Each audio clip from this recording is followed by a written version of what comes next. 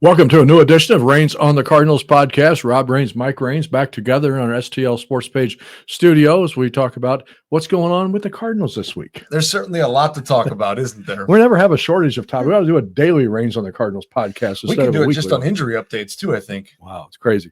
Cardinals win 2 of 3 in Miami. I guess what they're supposed to do, but then they run into a tough pitcher. No surprise. Sandy Alcantara shut them down again on Wednesday night. There are two pitchers that every time they face the Cardinals look like they could be Cy Young pitchers. And you look around, they have a 6 ERA against everybody else. But Sandy Alcantara and Kyle Hendricks, we can't hit either one of them. So trade for him. What? I'm sure it would be nice if we had Sandy, wouldn't it? 1.66 is Sandy's career ERA against the Cardinals. I think he tries to show it to him all the time. And I understand the reasons behind it. We don't need to revisit past history, but the Sandy Alcantara, Zach Gallen trade to the Marlins for Marcell Ozuna a few years ago. I'm not going to say it's the worst trade ever in Cardinal history, but I would think it's up near the top of the list, at least in recent years. And sometimes it takes a while to see the actual results of the trade, right? Now, if you watch Alcantara pitch other days, you would say that he's not that great. But would you rather have Zach Gallen and Sandy Alcantara on this team than Miles Mikolas, Eric Fetty, and Andre Palante? Well, at least Eric Fetty's not here anymore. Well, correct. But I'm just saying, like, the two of them would certainly hold this team in a lot better place than they would. I mean, the main, part of, two things. I know, so we're not going to be revisiting history, but part of the reasons behind that trade, number one, the Cardinals needed an outfielder with offense, and Ozuna was a guy available. Remember, the Marlins at the time were trying to trade Christian Yelich too, but they also said they're not going to trade Yelich until they trade Ozuna. And then at the same time that the Cardinals, thought they could get away with trading those two pitchers because you had Alex Reyes and Jack Flaherty, young durable starting pitchers coming up. And then, so they thought they had depth in that part of the organization. And Gallen at the time, don't forget, was just finishing up a year in A-ball or almost into Double-A. So it's not like he was the Zach Gallen who was going to be getting votes in the Cy Young race in the next few years. So it just didn't work out. And that's what happens with trades. And it's hard to evaluate the talent at that time, right? Because like you said, they're an A-ball and you just never know where they're going to go. But looking back on it, I would have rather tried to trade for, at that time, it would have been Mike Stanton, now Giancarlo Stanton. But well, they did try. And I think that's what I'm saying. He turned him down. So we're like, well, we'll take Ozuna. I think had that trade been for Stanton, I think you would look at this very different than you are right now. Well, you probably would have somebody with more than 17 home runs on the club. Although Stanton's got his own history of injuries too. We wouldn't have paid him though, so he still wouldn't be here. That's true. The problem. I think while Stanton was young and under the contract of the rookie status, that's when we would have been able to keep him. Beyond that, he still would end up at the Yankees. Speaking of home runs, Cardinals are in Tampa starting a series tonight against the Rays. And we should mention, if you look at your original schedule from the start of this season, it would show that Thursdays was an off day and the series is Friday, Saturday, Sunday. So just to explain what happened, they switched the games from Saturday to Thursday because there's a Buccaneers football game on Saturday night. I guess the fields are so close together. Remember that the Cardinals are playing this games at George Steinbrenner Field in Tampa, which is the Yankees spring training home because the hurricane that damaged the Tropicana Field, they're doing all the repairs to the roof and everything. So that facility is not available. Probably won't even be available until sometime next year. The series that Tampa just played was against the Yankees. That's where I was getting. That's where I was going with this.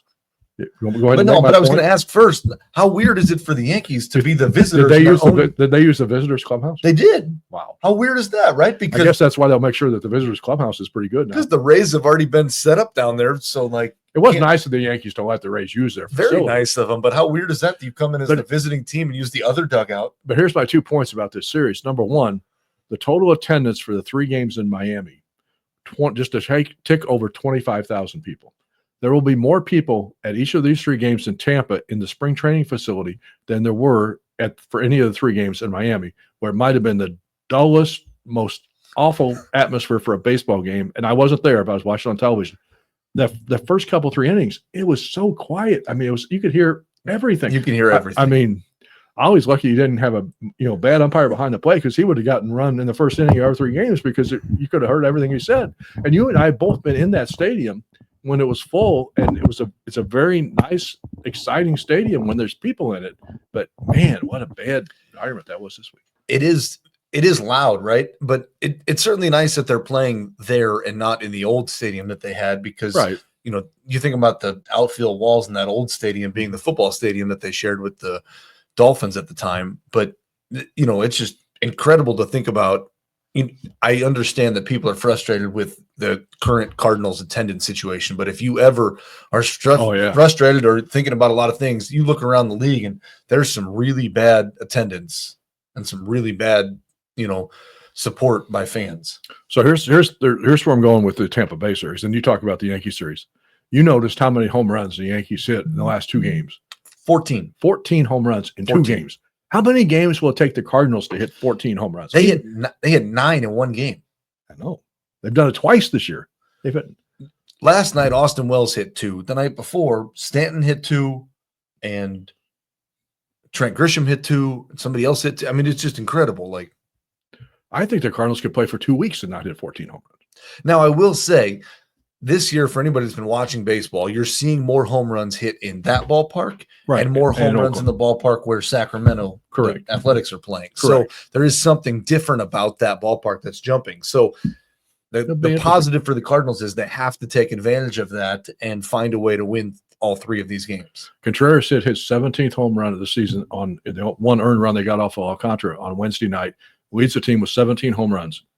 How many players in Major League Baseball have hit more than 17 home runs this season? If you had to guess. I looked it up. There's probably a pretty good amount. 71. Yeah, that's incredible. 71 players in baseball have more home runs than anybody on the Cardinals. And you want to know why the Cardinals are struggling to be a 500 club? It's not a mystery. The question that I wonder, and I did not do the math, but if you look at Cal Raleigh, Aaron Judge, Kyle Schwarber, and Ohtani. They have more home runs than the Cardinals total. That's what I'm saying. Yeah. Individually. Well, no, not individually. But the 4 of them. I bet you 3 of the 4. You take any 3 of those 4. I would bet you put 2 of them up there. You keep talking. I'll look up how many home runs the Cardinals have hit this year. I didn't do the math, but I was curious in it but I think that the key is you have to look at the way the ball's jumping in that ballpark in Tampa, and you have to find a way to capitalize on it and advance. Yeah, absolutely. And I think the one frustrating part is, and there's a positive to this, as I mentioned earlier, but when we started the month of August, we were at a minus 12 run differential, and we were 6.5 back in the wild card. Today, we're at a minus 26 run differential. So we've given up 12 more, we've been outscored by 14 runs throughout that stretch, but we've picked up a game in the wild card. So thanks to the Mets going 1-9 there in that one stretch for a while. So it was pretty rough, but I think that's the thing that this team has to figure out is they have to stop giving up runs because our offense isn't there. We're not hitting home runs. We're not scoring them. No, and I can't find it quicker off the top of my head, but I know it's a little over 100 because I know when the Yankees were here, the Yankees had like almost twice as many home runs. My concern on the game going into Thursday night, the opening of the series, Sonny Gray's pitching. It's going to be hot, and it's going to be humid, and it might rain, or at least have a rain interruption. His track record in those environments is not that good. The Cardinals have hit 115 home runs. There you go. So you're better on the computer than me. 115. So any 3 of those top 4 would have more home runs than the Cardinals. Yes. 3 players. Kyle Schwarber's a free agent after this year. You think we're going to pay him either?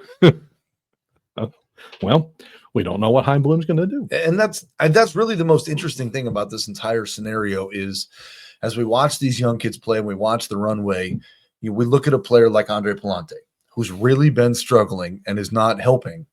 Where does Heim see him in this fit for next year? Is Andre Palante still in the rotation simply because we don't want to bring one of these younger guys up, so we just need someone to fill innings? And is that what Palante is doing? Or do they legitimately think that Palante can figure this out and have a shot at next year? 1-9 in his last 10 starts dating back to June the 20th. The Cardinals team record in his last 10 starts, 1-9.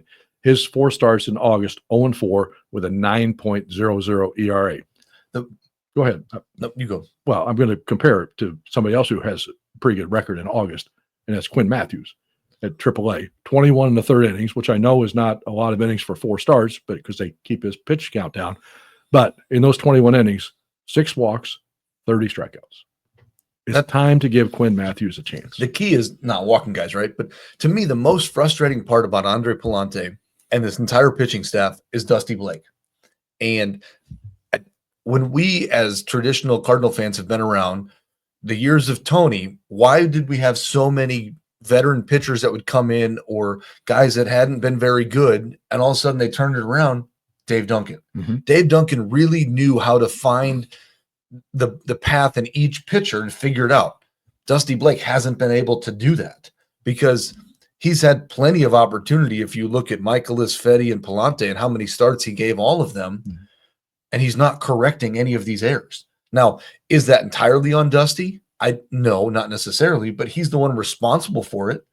Could it also be on Pallante? Could it be on the rest of the coaching staff? For sure. But something isn't working and has to change.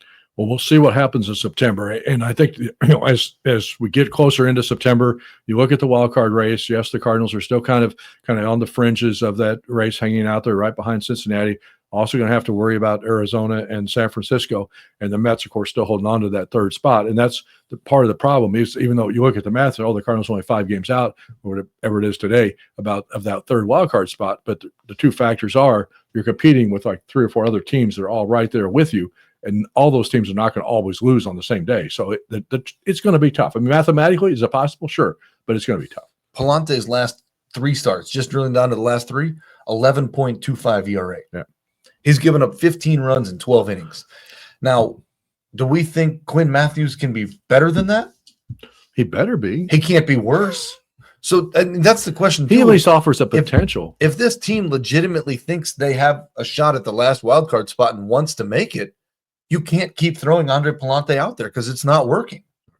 Well, here's the other problem with Pallante, and it's a thing I want to get into a little bit in this, even though it might be a little bit early, premature to do this, but I want to look ahead to this offseason. And as you talk about what changes Chaim Bloom might make, what decisions the Cardinals are going to have to make as far as not only starting pitching, but trying to find that outfielder who can hit home runs, whatever. They've got a bunch of players who are eligible for arbitration. And we all know that the arbitration system is where, even if you're not going to spend money on free agents, you have to go through the arbitration process with your players, and it's going to cost you money. So I'm going to get your take on all these different players and what you think is going to happen with them this winter. And you have the other thing we can preface with saying too is that what we don't know is who and how Chaim evaluates these players. Correct. That's what's interesting too. Correct. So I would bet this offseason we see Chaim trying to work through extensions on a lot of these guys to avoid if he wants to keep them. Yeah. If he wants to keep them. But here's the thing is, I think the arbitration deadline is usually early December, right about the winter meetings. So you have time to maybe make a trade or sign these guys before you get into that window of having to face that deadline. But you got 2 players who are headed into their 3rd year of arbitration, which is the year when their salaries really pop up, the year before free agency. Jojo Romero is number 1, $2.6 million this year. Is he a $5 million relief pitcher in your mind? No, he certainly hasn't pitched like it since after the trade deadline, because he was the one guy that I thought we should have moved and we didn't, and he's really been struggling. John King, $1.6 million. And the frustrating part with King is he just needs to get back healthy to really be able to evaluate to see where he's at, because I think his last couple starts he was hurting and just trying to get through them. Then you have 3 players who are eligible for their second arbitration for the second time, the second year. 2 of the players that they went to hearings with last year, one they won, one they lost. Mars Newbar won his hearing. He's at $2.9 million. You're looking at $5 million for him next year if he's here, probably in that range. Brendan Donovan, $2.8 million. He lost his hearing last year. And Andre Pallante, $2.1 million is his salary for this year. So he would go to at least $4 million next year. Any salary is more than we should be paying him. So he should not be on a major league roster at this point. But the interesting thing is, and anybody that's gone through the arbitration process would tell you it's not a pleasant thing to go through. And the players don't like going through it. So it's kind of a weird situation because it's the team telling you you're not good enough in certain areas because they're trying to push that number down. And that's another thing that we don't know about Chaim Bloom is what his stance on arbitration eligibility is. Yeah. I mean, the Cardinals had, for years they tried to avoid the hearings and they talked all the way up to it. But then they had a few years ago, they flipped it and said, it's file and trial. So if you file for arbitration and you don't have a deal by then, you're going to trial. And I think that's a horrible decision. And it's very interesting because there are certain players that have been outspoken about it. Ryan Helsley, for one, talked about how terrible of an experience it was and never wanted to do it again. And Tyler O'Neill did too, right? Simply because, and Tyler O'Neill, and that's the reason he's not here anymore, because he saw, well, maybe this is the way the Cardinals actually view me, and he took that to heart of how bad they were talking him down. So that, Nootbaar and Donovan are two key pieces to this lineup going forward. But Nootbaar is the interesting one to me because Heim has to sit here and look at what does he want his outfield to look like next year. Is it Victor? Is it Newt? Is it Burleson? Is it Walker? Somewhere there's one too many guys here, right? And a lot of people are really high on Nathan Church. He's just starting to get there and kind of break in a little bit. So does he become your fourth outfielder? And so it's going to be very interesting to see who Heim likes out of this group more. And Nootbaar's had some struggles this year. He's had some spots where he hasn't really been able to get it going. So, it's a salary question with a little bit of a month and a half. If you don't know, how much money DeWitt's going to give Bloom to spend next year. You don't know if they're going to be able to go out and get somebody on a free agent market. You don't know what the team payroll is going to be. You don't know, long term what happens after 2026 with the CBA. So there's a lot of restrictions I think that's going to be on them as far as not going out and spending money.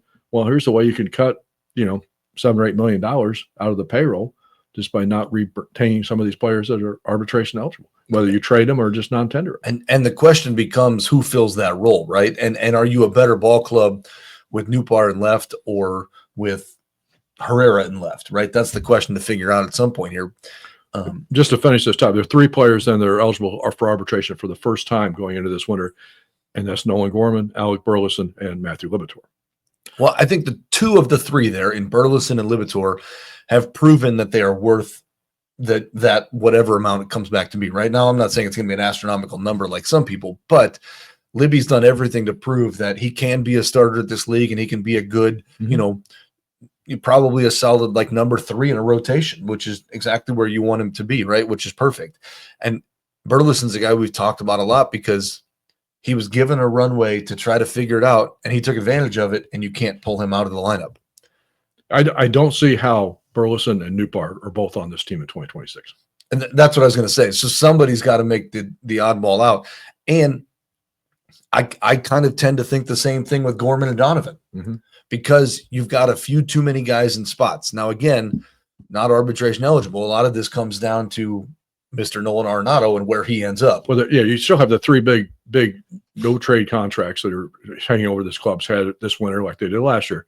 One is Wilson Contreras, who I think $18 million is a fair salary for what he makes and what he brings to the club. I don't see him going anywhere unless he decides he wants to go somewhere. Then you have Sonny Gray and Nolan Arenado. And the problem is both of those guys, even if they would agree to waive their no trade clause, even if the Cardinals could find a trading partner for them, I think the Cardinals are still going to have to eat a lot of their contract to be able to get to move them. Sonny Gray is supposed to make $35 million next year.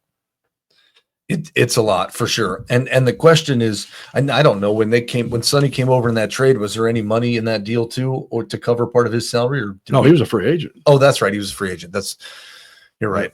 I was thinking Arenado, but yeah. So the question comes down to really Arenado's the big one to me because I think Sonny is a good addition, good front end guy when he's on. And I think his work ethic could teach a lot of these younger guys how to, pitch. He reminds me of a, Chris Carpenter type in the sense of the way he goes about his game. And on days that Carp was pitching or days that even Bob Gibson was pitching, guys like there were certain guys you just didn't want to talk to, right? And they knew that, and I think Sonny's one of those guys that's just very particular the way that he's pitching. But we've seen glimpses of when he's good, he's really good. Yeah. So I don't know. There's going to be some interesting decisions that have to be made there, and Heim's going to certainly have to hit the ground running here when he does officially take over. Mike Raines visiting here on the STL Sports Page Raines on the Cardinals podcast, brought to you, of course, by our great friends at the Drury Hotels. Still, if you have some late summer travel plans or want to go somewhere this fall, be sure to check out where you're going and make sure there's a Drury Hotel. Staying there, I guarantee you won't be disappointed with the accommodations, the free breakfast, free dinners, and it's just a great hotel chain, and we're very thankful for their sponsorship here on the Raines on the Cardinals podcast, as well as all the other stories here on stlsportspage.com. speaking of the runway, and it's partially because of the injury that Nolan Gorman had, partially because of the injury to Brendan Donovan, partially because of the injury to Nolan Arenado. But Thomas Saggese has finally gotten a chance to play what is now started the last 12 games, I think it is, and has performed pretty well. He's performed very well, right? And he's been very versatile around the infield when he's played, because he's played a fine third and short for Wynn to get a break there. And it's very beneficial to have a guy like that. And as I'm watching Saggese compared to a Nolan Gorman, Saggese is certainly not going to hit as many home runs, but he's not going to strike out the same amount either. And I think that goes a long way. If you're looking for a bench guy to fill up that spot, Saggese is probably going to be that guy for me looking forward next year, the way that he's proving himself and the way that he's playing right now. And the other guy, I'm glad, I'm sorry to see Victor Scott get hurt, but it created an opportunity for Nathan Church to come up here, and he certainly earned that by the way he played in Springfield and in Memphis this year. So I'm glad to see him get that opportunity. We've already seen what people tell you about how great a defensive outfielder he is, and now just need to get the offense going a little bit. And it's a little nervous, right? When you first come up, it's a lot, and it's a big jump and everything. He hit 360 at Memphis, which is phenomenal, and he doesn't need to hit 360 up here.